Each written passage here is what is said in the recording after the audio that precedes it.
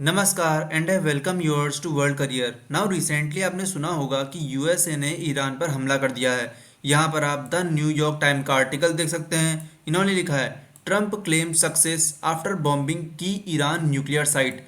और ये हमला कोई छोटे मोटे प्लेन से नहीं हुआ, ये हमला हुआ अमेरिका के B-2 बॉम्बर से, जो कि दुनिया का सबसे घातक प्लेन माना जाता है। ये एक स्प्रिट स्टेल्थ बॉम्बर है जो कि अमेरिका का है। इस ये काफ़ी बढ़िया टेक्नोलॉजी से बना है। और पता है ये उड़ा कहाँ से? ये इंडियन ओशन में एक टेरिटरी है, ब्रिटिश इंडियन ओशन टेरिटरी नाम से।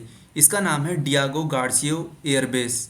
यहाँ से ये प्लेन उड़ा और इसने यहाँ पर आगे जाके ईरान के 3 हिस्सों पर हमला किया है। वो हिस्से कौन कौन से हैं?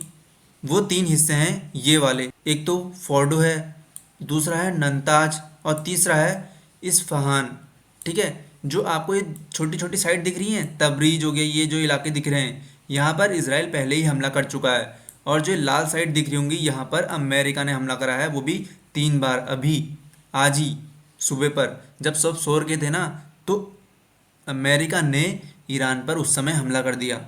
और हमला करने के तुरंत बाद जो यूएसए के प्रेसिडेंट हैं डोनाल्ड ट्रंप, उन्होंने संबोधित भी किया है जनता को। सुना On the three key nuclear facilities in the Iranian regime, Fordow, Natanz, and Esfahan. Everybody heard those names for years as they built this horribly destructive enterprise. Our objective was the destruction of Iran's nuclear enrichment capacity and a stop to the nuclear threat posed by the world's #1 state sponsor of terror. Tonight I can report to the world that the strikes were a spectacular military success. Iran's key nuclear enrichment facilities have been completely and totally obliterated. Iran, the bully of the Middle East, must now make peace. If they do not, future attacks will be far greater and a lot easier. I want to thank and congratulate Prime Minister Bibi Netanyahu. We worked as a team like perhaps no team has ever worked before. यहाँ पर जो है USA के president पूरी दुनिया को ये बता रहे हैं कि उन्होंने कैसे ईरान को तबाह कर दिया और कैसे इनको कल को नोबेल प्राइज़ मिलेगा, नोबेल पीस प्राइज़ नाम से। ये बताना चाह रहे हैं ऐसा। लेकिन मानना पड़ेगा यूएसए का जो ये हमला है ये काफ़ी खतरनाक था। कैसे? जो ये B-2 बॉम्बर हैं वो सिर्फ यहाँ पर से नहीं आए थे इंडियन ओशन में डियागो गार्सियो से, ये आए थे यूएसए से। यूएसए से ये आए पहले इनके हवाई आइलैंड पे, फिर आए यहाँ इनका एक ग्वाम बेस है, यूएसए का ही है, यहाँ आए, फिर यहाँ से इंडियन ओशन में ये डियागो गार्सियो में आए इधर, ठीक है, यहाँ पर, फिर यहाँ से गए ये ईरान में। और ऐसा नहीं है कि डायरेक्ट मतलब ईरान को इसकी इनपुट ही नहीं थी कि ये आएंगे करके। ईरान को पहले से खबर थी कि ये बॉम्बर आने वाले हैं, लेकिन इन बॉम्बर के आने की चेतावनी पहले से ही चाइना और रशिया ने ईरान को दे दी थी। और फिर अमेरिका ने चली यहाँ पर चाल। चाल क्या थी? ईरान ने पहले वेस्ट से बॉम्बर भेजे और रशिया और चाइना ने इनपुट दी ईरान को कि वो वेस्ट से आ रहे हैं। लेकिन बाद में ये हुआ कि ये बॉम्बर जो तीसरा बॉम्बर था ये आया ईस्ट से, और ईस्ट से ईरान की 3 न्यूक्लियर साइट्स पर हमला करके चले गया।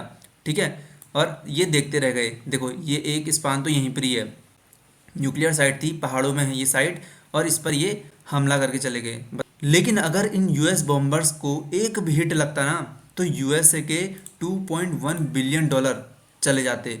एक एक B-2 बॉम्बर की कॉस्ट $2.1 बिलियन है, यानी कि 20,000 करोड़ लगभग इनकी कॉस्ट है, जो कि अपने आप में काफ़ी ज़्यादा होती है। इतना तो अभी पाकिस्तान के पास पैसा भी नहीं है, वो एक बिलियन डॉलर मांग रहा है। सोचो 2.1 बिलियन सिर्फ एक की कॉस्ट, और ऐसे ही अमेरिका पर कितने होंगे सोचो आप।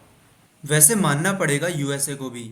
असल में सबको ये लग रहा था कि यूएसए सिर्फ फोर्डो जो न्यूक्लियर साइट है वहाँ पर ही हमला करेगा, लेकिन इसने 3 साइट पर हमला कर दिया। क्योंकि फोर्डो न्यूक्लियर साइट पर हमला करने की एक खास वजह भी थी, क्योंकि वो माउंटेन के अंदर था और सबसे सेफ माना जाता था वो साइट, और यूएसए उसी पर हमला करना चाहता था क्योंकि वो सबसे सेफ है, ऐसा ईरान का कहना था। ये है वो साइट, देखो यहाँ पर आप देख रहे होंगे ना, ये पूरा इलाका सब माउंटेनियस इलाका है, ये माउंटेन के अंदर है, और यहाँ पर सिर्फ यूएसए पे ही इतनी ताकत थी कि वो इन माउंटेन्स के अंदर हमला कर सके, क्योंकि ऐसी जो बॉम्बर है वो सिर्फ B2 बॉम्बर ही है जो इन जगहों पर हमला कर सकता है। ऐसा कोई बॉम्बर है ही नहीं असल में, नहीं ऐसा कोई प्लेन है जो माउंटेन के अंदर जाकर ऐसे हमला कर सकता है। इसे सिर्फ ऊपर से छोड़ा जा सकता है ऐसे करके, ठीक है। और जो ये मिसाइल होती हैं, जो ये फाइटर जेट होते हैं, ये ऐसे में छोड़ते हैं, तो यहाँ पर हमला करना नामुमकिन है। तो यूएसए की स्ट्रेटजी बहुत कमाल की है। ऐसा नहीं है कि मैं यूएसए का साथ दे रहा हूँ, लेकिन मानना पड़ेगा यूएसए को।